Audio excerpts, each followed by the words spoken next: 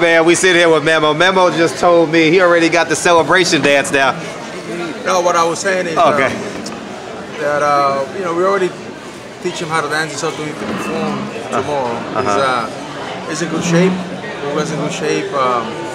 He's been training well with Salas on the technical basis, on the boxing skills, and of course the conditioning. We did almost 3 months of training, so it should be good. It should be a good fight, definitely. Porter is a guy who comes forward all the time and very strong physically most of the time. So it's not an easy fight. Definitely, it's not an easy fight. But you know, Ugas has been a fighter for years, since he was 6 or 7. So he carries that experience with him. So I don't think he's going to be butterfly sick, anything like that. So I think it's his momentum. He wants his title. I mean, he wants his title back, and I think he has a good chance he can get it. Now, this fight, honestly, quite possibly, the subplot is strength and conditioning coaches. Larry Wade is a great guy out of Vegas. Now, you're a great guy out of Vegas. So whoever wins this fight literally could come down to y'all, because if it goes past 8 rounds, it's about y'all. It's about what y'all did with the athletes. You know what I mean? Well, being able to carry their strength and talent. The conditioning is very important. I mean, what is it? It doesn't matter if you have the best corner, but if you don't have any conditioning, I mean, it doesn't matter what kind of directions they give you to the fight, you're not gonna be able to sustain them. So definitely, yes, Larry's a good guy. He's a good strength conditioner, good friend of mine. I've been knowing him for almost 20 years. Beautiful. We've known each other, and I'm glad he's with Porter. You know, he made Porter world champion, and I say this with a lot of respect because you know, he changed physically dramatically in a positive way, and of course his father is his trainer. And well, you know, it comes to condition, skills, boxing, obviously, and very cool, you know. I interviewed Salas yesterday, and he said, to quote him, he says Sean Porter is the worst champion at 147, and he says he's not gifted. He's not. Yeah, he used the term gifted. He's not gifted at all. How would you?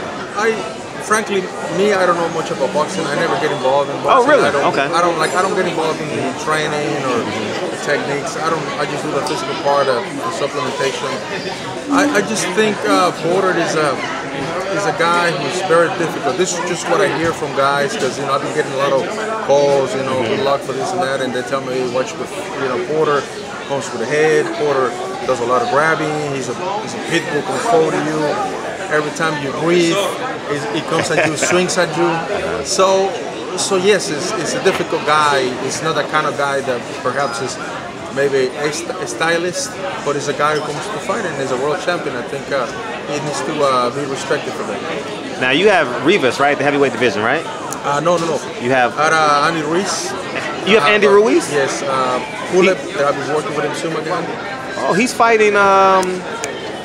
Ruiz is fighting April 20th on Danny Garcia out here in Los Angeles. Yeah, he's over there now. I was supposed to go 2 weeks ago, but you know, because of the camp with Ugas, I couldn't depart. So he's training out here in Los Angeles, right? He's in Los Angeles. Yeah, okay. I thought I saw him in Los Angeles. Very good kid.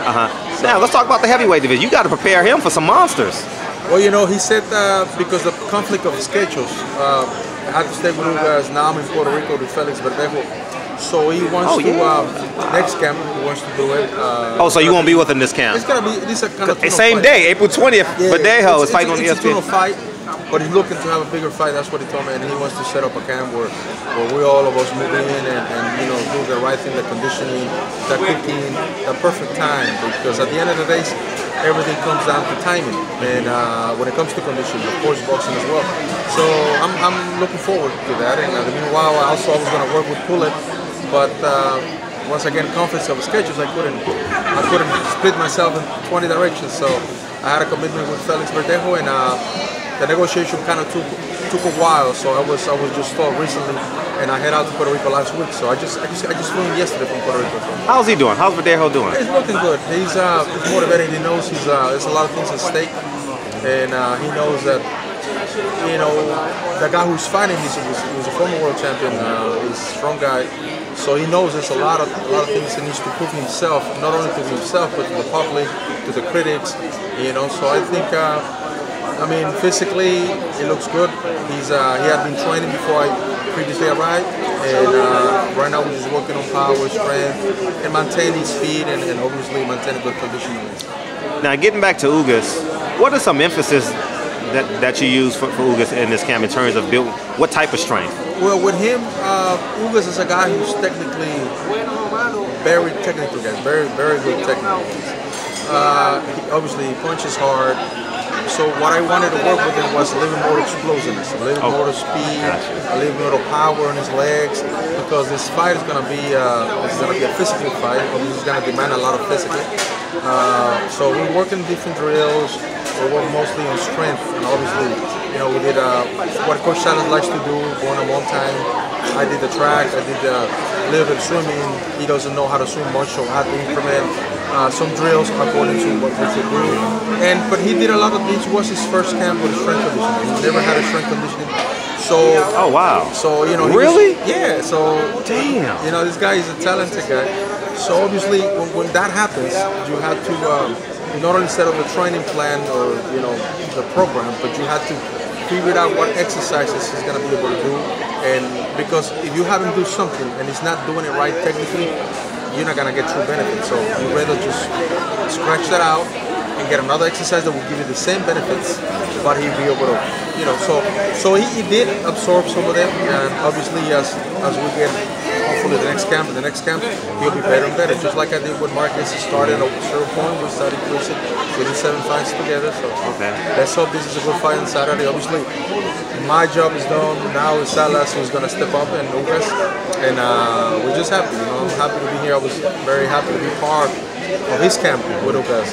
He mentioned to me one time, I saw him last year, when I was coming in from Kazakhstan, I was with Baybush, So we came and he said, Angel, when I get the championship fight, I'm gonna call you. That's what he said. So he called me. He called me. Man of his word. I was honored to be called by Ugas and make me part of his team for this the most important fight of his career. Now is your athletes using snack products? Oh, the what? I'm sorry.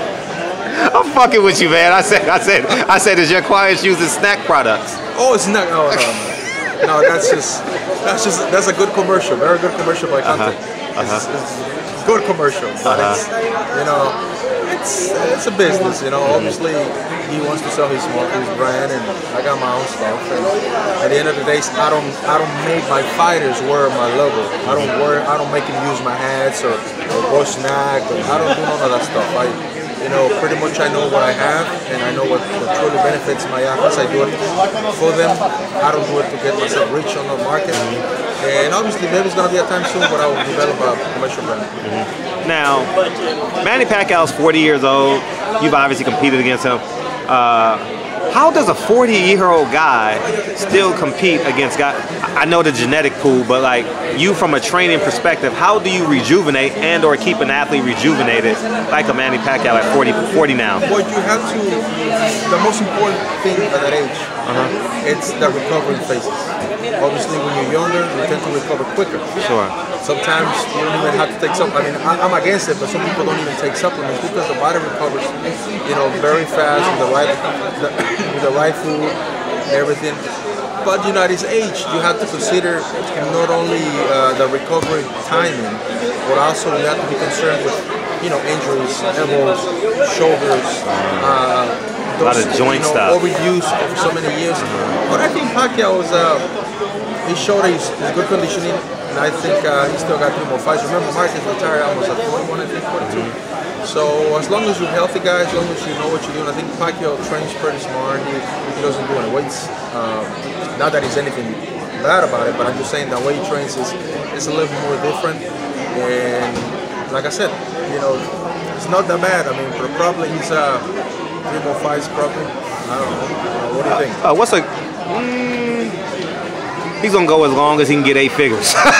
You know what I mean? At this point, if it starts dwindling and stuff, I think he said, "Oh, it's time to go." But I think if he's still a pay-per-view draw, he deserves it. He's one of the greatest at all time. Anybody that would know boxing would know who Manny Pacquiao is. Absolutely right. Great point. You travel all over the world. You talk about boxing, you mention Manny Pacquiao. Somebody's going to jump up and say, hey, I know the guy, Great point. Because he's the greatest. I mean, Great point. We have to give him credit. What's a good recovery supplement you would use? Well, I mean, you have to first do blood tests. You got to figure it out what are the unbalances, what are the balances, what you got to change. Sometimes even small deficiencies would make when you make adjustments, the athlete could benefit of it. I was asking for myself, and I know there's a lot of athletes because I know it's your business. Because I'm a weekend athlete. I compete. I still box. I still do all that stuff. But like you said, that fucking recovery is real, Memo. Like sometimes my heels, my shoulders, I'm hitting the heavy bag, my knuckles. Your body can change with the right training, the right supplementation. But the problem is the old injuries. Now for those, you know that's going to be a problem because your mobility is not going to be the same. Yeah. It's going to hurt you. Not that recovery phase, but you cannot train the same as you used to. So in other words, instead of, for example, you used to do, just to say, 400 meters on the track. Maybe now you can do it once, but maybe you're gonna be able to repeat it because it's like you got a knee problem. It's like Roy Jones. Yeah. Roy Jones still has it, but the problem is his knees, his joints, and he's still, he's another one that is one of the best ever. That's my boy Roy. One of the best. So, who's all the fighters you have overall, so people can? Well, I had so many fighters. Just so people know to come to you. You know what I mean? I got Felix right now. Focusing on him.